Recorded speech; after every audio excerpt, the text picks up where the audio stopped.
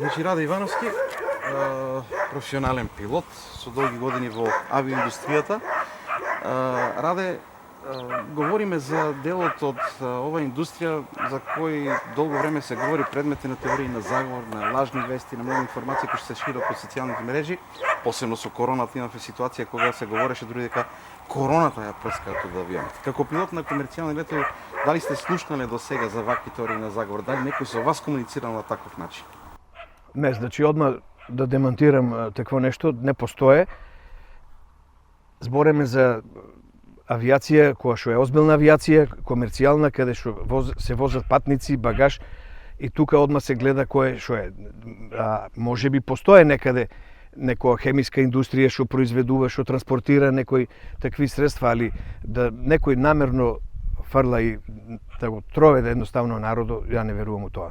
Како пилот, значи кој што вози комерцијални летови, има комерцијални летови, каква е целата таа организација на еден лет за да може некој такво нешто да стори? Цел еден лет како треба да се организира, например? Збориме за патничкиот сообраќај, така ли? Да. Значи тука не може да има малверзација и сето тоа, поминува многу фази. Да речеме, авионот се прегледува од механичари, од овластени лица. Тука имаме безбедносни структури, security кои што стоат до авионот, кога се товара багажо, кога се качуваат патници.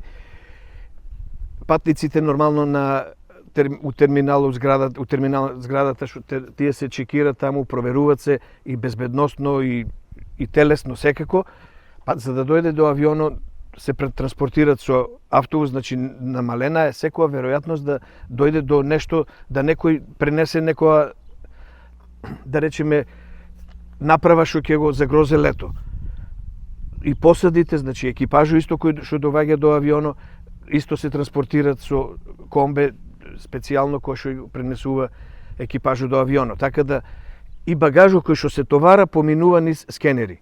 Работат ли авиокомпаниите на тоа со својата, барем ако ништо друго, своите вработени екипажа од пилотите да бидат подготвени, бидејќи она со chemtrails, со дека се фрла корона, дека се и се што се случува, навистина нанесува штета и на самата авиаиндустрија. Дали авиокомпаниите работат на тој план да го намалат тој ефект? Па секако компаниите се борат против лажни вести, некако против пласирање на тие вести таму. Затоа што нормално дека секоја компанија се труде да го задржи имиџо или да го подобре.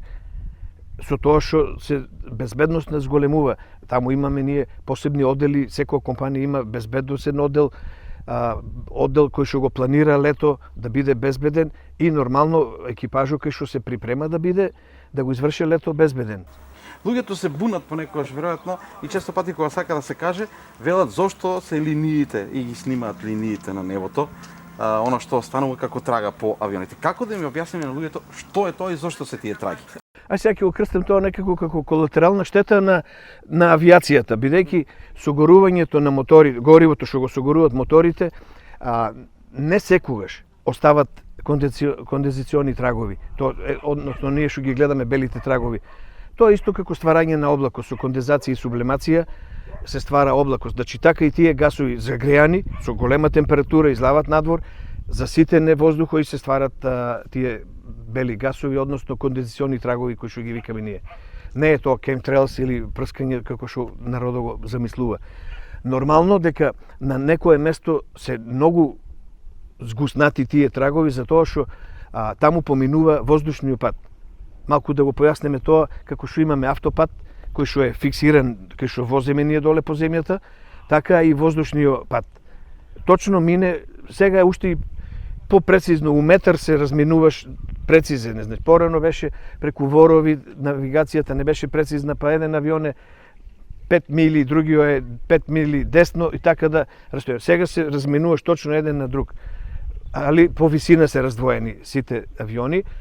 Порано беше на 2000 фити, сега се на 1000 фити, односно на 300 метра е растојанието од авион до авион по вертикала. Вака ние ве прашуваме како новинари. Меѓутоа, во приватни разговори ве прашуваат ли вакви работи луѓето и како им одговарат? Па нормално дека луѓето сакаат да дознаат нешто што е тоа кој што не се информирани. Макар да сега имаме достап на интернет, може да прочита што е тоа chemtrails или како се стварат тие кондензациони трагови и не е нешто непознато. Али нормално дека имаме луѓе кои што сакат да пласираат некои од други разни причини.